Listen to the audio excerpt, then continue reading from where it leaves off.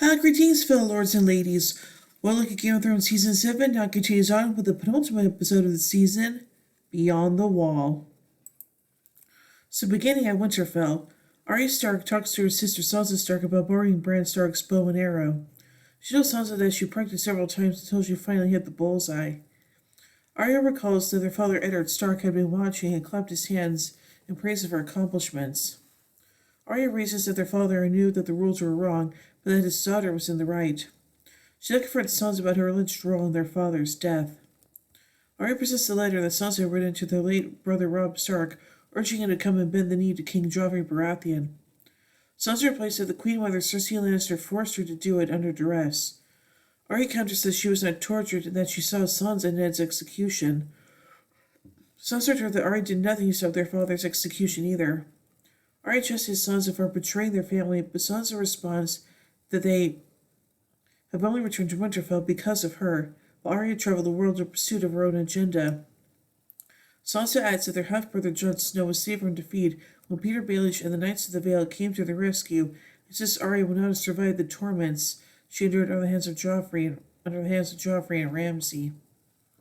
Sansa demands to know where Arya found the letter and chides her younger sister that Cersei will be pleased to see them fighting, but Arya is still bitter towards Sansa. She realizes that while Jon would understand the difficult circumstances Sansa was under when she wrote the letter, Sansa is afraid the Northern Lords will discover it and turn on her, including Lyanna Mormont. Arya said that Lyanna is younger than Sansa was when she wrote this letter, but argues Lyanna wouldn't agree with Sansa's defense that she was a child at the time. While recognizing that Sansa wrote the letter out of fear, bitter Arya says that she prefers to embrace anger over fear. Later, Sansa asks Peter Baelish about where Arya got the letter from, unaware that Baelish orchestrated the entire incident. Sansa tells Peter that she is commanding 20,000 men who answer to Jon, but not to her. Peter tells Sansa that the men will trust her because she can rule.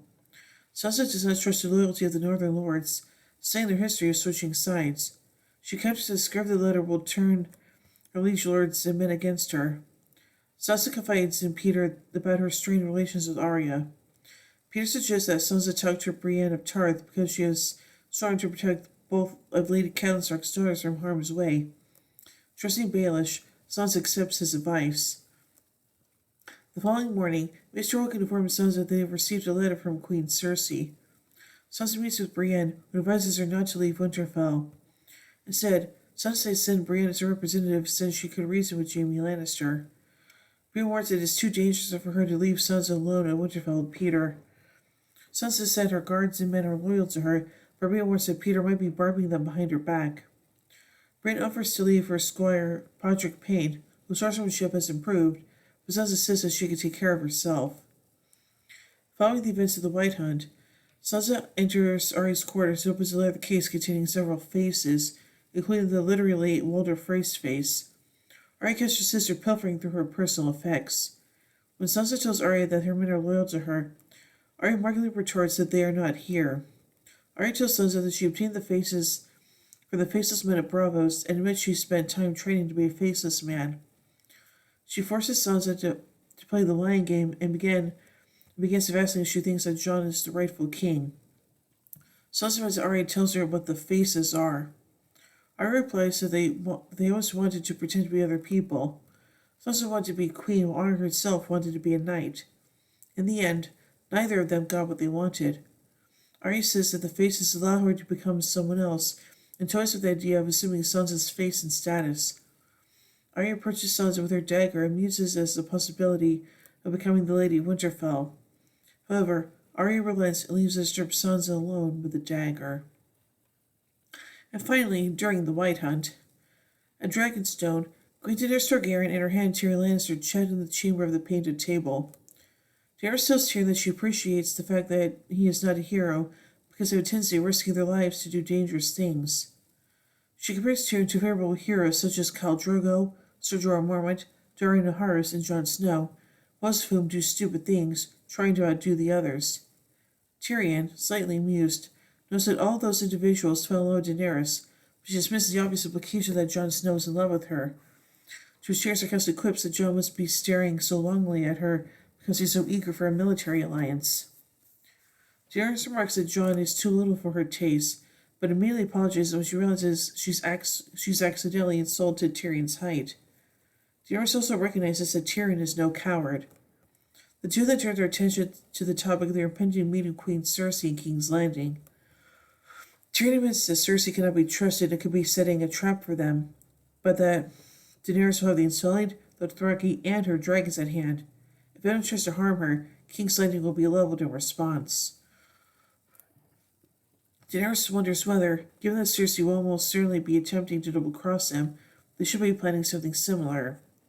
Tyrion is firmly against any deceit, counseling Daenerys that while she needs a healthy degree of fear to instill respect, she cannot rule through fear alone. As leaders who rule through fear alone like Cersei, Tywin, and Joffrey are hated by their people forever and forever vulnerable to being overthrown. Tyrion reminds Daenerys about her vision of creating a new society by breaking the wheel rather than merely imitating poor rulers like Aegon Targaryen. It cautions her about her temper and impulsiveness, citing the fire executions of Lord Randall Tarly's son Dickon. Daenerys asserts that such an action was necessary, but Tyrion still believes he should have attempted more merciful means of dealing with the problems the Tarlys posed, and has left them alive long enough to consider her options rather than having them summarily executed. As Daenerys becomes increasingly agitated in the face of Tyrion's blunt but reasonable remarks, he assures Daenerys that he supports her vision and ideals. Tyrion also proposes that Daenerys consider a succession plan in the event of a disaster, given that by her own admission she believes she is incapable of bearing children.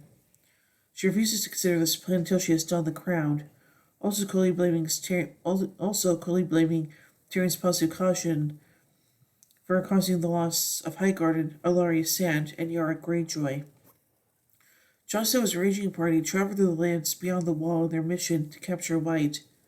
Gertrude complains about the bitter cold and asks Tormund about life as a wildling. Tormund later confides with Jon about the foolhardy nature of their mission, while Jon discusses his difficult negotiations with Daenerys.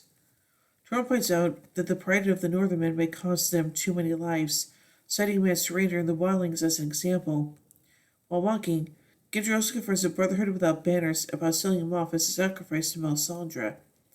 Cynically sneers that Gendry should be grateful that he's still alive and points out that Beric Dondarrion has been killed 6 times, not mentioning one of those ways was by Sandor himself, and that you don't hear him bitching about it.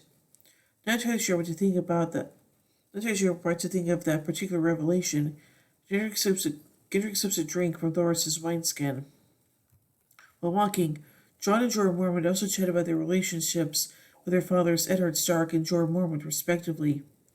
They say that their fathers were good and honorable men and did not deserve their deaths. Jon tells Jorah about the brutal death of Jorah at the hands of the mutineers and that Eddard was beheaded. Jon tries to return Jorah his father's Valyrian sword Longclaw, but Jorah tells him that he is not worthy to bear his father's sword, having forfeited any claim to it when he brought shame to his house. His father gave the sword to Jon and gives his blessing for Jon and his future children to keep it. Later, Sandor and Tormund trade jabs about sex. Sandor takes offense when Tormund asks about how he burned his face. Tormund then confides to Sandor about his infatuation for Brienne of Tarth, who was nearly as tall as Sandor. He jokes about having monstrous babes with her, to Sandor's utter bewilderment. Beric and Jon talk about Eddard Stark and how they both have been resurrected by worshippers of the Lord of Light. Beric tells Jon that he is fighting for life because death is the first and last enemy. It is inevitable, but it is human nature to fight for it as long as you can. He warns Jon that they have to work together to fight death and defend those who cannot defend themselves. Jon reflects on his Night's Watch oath about being the shield that guards the realms of men and agrees. Sandor sees the mountain from his vision lying ahead and steers the group in that direction. While trudging through a snowstorm, Jon and his party sight a massive snow bear with blue eyes approaching them. The snow bear turns out to have been resurrected by a White Walker, decomposed to the point where rotting flesh and bone are visible through what's left of its pelt. The monstrous creature mauls and kills 3 of their company. Beric manages to set the snow bear alight with his flaming sword but continues attacking, forcing Thoros to put himself in his path and attack Sandor, who was too terrified of the flames engulfing the beast even to defend himself. Thoros isn't able to break free of its jaw till Jorah kills him with a dragonglass dagger.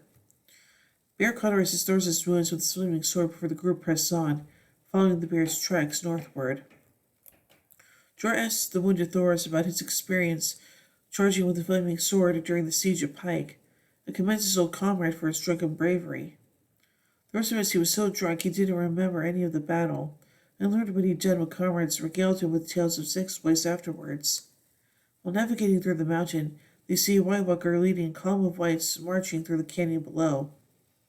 The raging party plants a fire and then ambushes them when the White Walkers stop to investigate. Jon manages to kill the White Walker with Longclaw, causing most of the whites associated with it to disintegrate, while the rest of the group manages to capture the only unaffected white. The creature unexpectedly screeches for help. Senator slaps his gloved hand over its mouth, but it wrenches his face away when his mouth skin tears off into the glove. The senator enjoys disgust. As Jorah pulls out a bag from his jacket and secures it over his head, Senator and Tormund bind the creature with a coil of rope. In the middle of this, the rest of Captain's house have drawn the attention of a massive host of whites now heading their way, hastening their work. As the noise of the horde approaches, Justice Gendry protests back to Eastwatch by the sea to bring the news to Daenerys as he is the fastest. Gendry gives his warhammer to Tormund, who hands it to Sandor, who has the white slung over his shoulder. The whites pursue the group over a lake of weak ice as they flee towards a large stone island jutting out in the middle. One of the party trips and falls behind. A few of the horde tackles him. The combined weight breaks the ice and they fall through. This causes a chain reaction of breaking ice all around the rock until the horde slows to a stop to avoid the water. Throughout the night, Jon and his comrades wait in the middle of the ice while encircled by the army of the undead. Meanwhile, Gendry reaches Eastwatch's outer gates but collapses from exhaustion. Davos Seaworth and several guards attend to him. When Davos asks what happened, Gendry tells him to prepare a raven. Davos orders to bring the maester. In the morning, Jon and his company wake to find that Thoros has died from his wounds.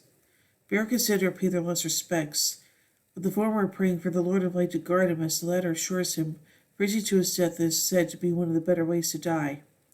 At Jon's insistence, they burn the body with Beric's flaming sword so Thoros can be reanimated. The whites watch while their captive white struggles under its hood and restraints. Jorah, aware that it's only a matter of time before they all freeze to death or the whites resume their attack, wonders why all the whites but one died when Jon slew the White Walker. Jon guesses the Walker was the one who raised them, while in killing him ended the magic that kept the whites animated. Jorah proposes if they target the White Walkers, then they might be able to fight their way free. Jon insists they have to get the white back as evidence, and that hopefully by now a raven has reached Daenerys and she will surely send rescue. Beric offers another solution, that they kill the Night King, who has just arrived on horseback, watching them from the heart of his army. If killing a Walker destroys the whites, it controls, Beric argues. Killing the Night King might destroy them all. Jon says the Night King is too dangerous to risk such a plan, but Beric counters that the Lord of Light has not resurrected Jon for no reason. Sandor reminds them that they just lost their priest, and Beric is now down to his last life. Beric responds that he's been waiting for death for a long time, and wonders if the Lord of Light brought him north to find it, prompting a scornful dismissal from Sandor. After receiving Gendry's message from Eastwatch, Tyrion implores Queen Daenerys, who is donned a cooler weather version of Targaryen garb, not to leave for the north because it is too risky, insisting that Jon and his companions knew the risk of their mission, and that if Daenerys dies beyond the wall, everything they've done will be for nothing. Daenerys counters that he told her to do nothing before and she lost. Dissatisfied with his advice, Dany leaves with all three dragons to the lands beyond the wall to aid Jon Snow and his raging party. Bored, Sandor hurls a rock at one of the undead minions, knocking its jaw off. When there's a second, however, it misses and skids across the ice. Both the party and the undead quickly realize the ice, which is turned overnight, is strong enough to support their weight. In ever-increasing numbers, the horde attacks the group's position. Sandor holds them back with Gendry's hammer while Jon and the other members of the raging party join in, wielding weapons of fire, dragonglass, or Valyrian steel. Beric manages to set several of the whites alight with his flaming sword. The raging party hack and slash at the whites with their blades, but are unable to stem the tide. With the group overwhelmed, Jon orders them to fall back to the highest part of the island. Tormund is overwhelmed by several whites and is nearly dragged on the ice, but saved by Sandor, who drags him back onto the island. The group continues fighting against the whites. Will the wildlings falls off a ledge and ripped apart by the creatures, who begin to scramble up the ledge towards the living. When all seems lost, Queen Daenerys arrives with her dragons, who attack the whites with dragon fire. Hundreds of whites are burned to ashes while others collapse under the ice, which is melted by dragon fire. Jon and his party rush to Daenerys and her dragon Drogon, dragging their captive white with them, while Viserion and Rhaegal provide covering fire from above.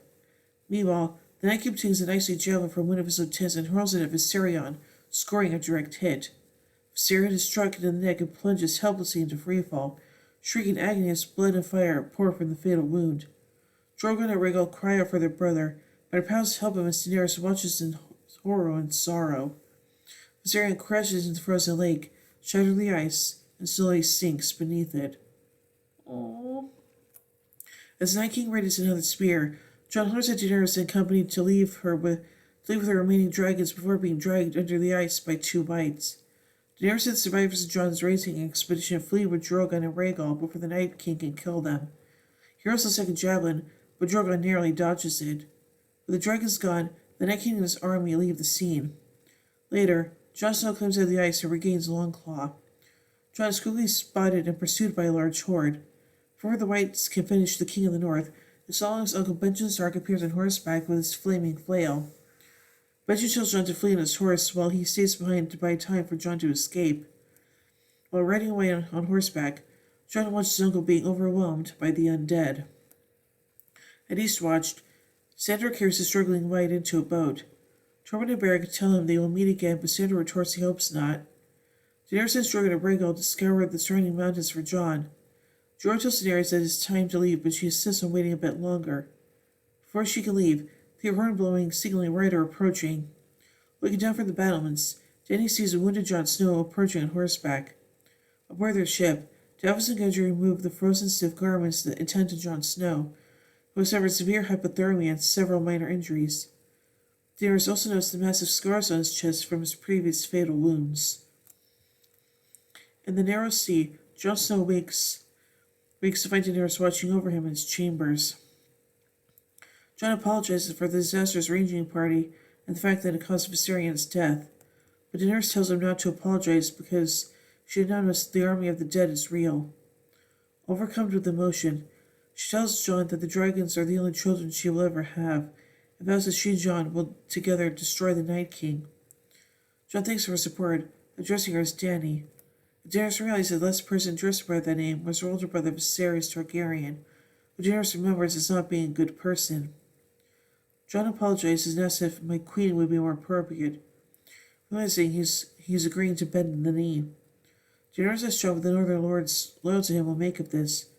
Jon assures her they will come to see her for the good person she is, as he already has. Touched by his statement, Daenerys gently takes Jon hand in her own for a moment. They gaze into each other's eyes for a long moment, but Daenerys suddenly pulls away and tells him to get some rest and leaves him alone.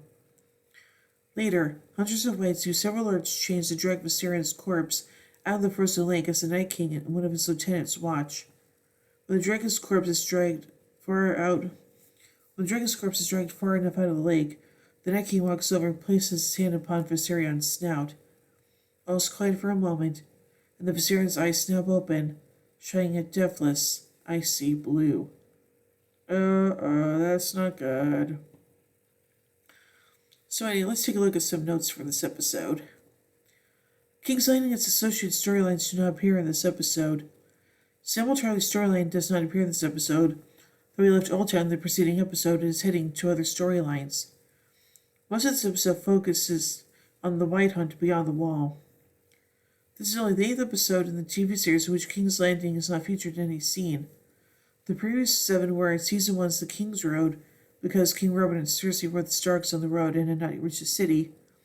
Season 3 is The Reigns of Castamere, which focuses mostly on the Red Wedding. Season 4 is The Watchers on the Wall, which focuses entirely on the battle for the Wall. Season 5 is Kill the Boy, which didn't feature any scenes of the kingdoms not counting the North, and The Dance of Dragons, and Season 6 is The Door and Battle of Bastards, both of which focus on major battle sequences outside of southern Westeros, but beyond the Wall, in the North, and in Meereen, respectively. With a runtime of 71 minutes, This episode was the longest of the television series until it was dethroned by The Dragon and the Wolf, 9 minutes longer at 80 minutes. This episode, Nielsen's ratings tied with Spoils of War, the episode before the last one, for the second highest live viewership of all time on the TV series, but not counting streaming and DVR figures, at 10.2 million, down very slightly from the all-time record high set by the immediately preceding episode, Eastwatch, with a live viewership of 10.72 million. This episode continued, however, the trend of day after site visits for Game of Thrones Wiki to increase to new highs with each new episode of Season 7. Prior to Season 7, the second highest traffic day was for Season 6's The Door, the episode that Hodor died, with 4.8 million, and a major jump to 9.1 million after the Season 6 finale, possibly due to the reveal about Jon Snow's real parentage. The preceding episode, Eastwatch, had 5.1 million site visits, up from 4.6 million for the preceding battle episode, The Spoils of War, and surpassing The Door. Beyond the Wall broke this record yet again, with 5.3 million day after site visits, becoming the new second highest wiki traffic day of all time. It's not clear what Thoros did to his Hisenberg swords to make them flame. In the books, he uses wildfire, which works as steel. And their swords are still in good condition. The show suggests that Thoros uses newfound powers to actually enchant the blades. Interesting. So I think this episode is pretty damn good, and yeah, it's a shame that we had to lose Viserion, but hey, at least we got the rights to show Queen Cersei that the Army of the Dead is real, so there's that. So overall, I give Beyond the Wall 4 Iron Thrones out of 5. Well, anyway, tune in tomorrow as we take a look at the final episode of Season 7, The Dragon and the Wolf. So, until then, remember everyone, winter is coming.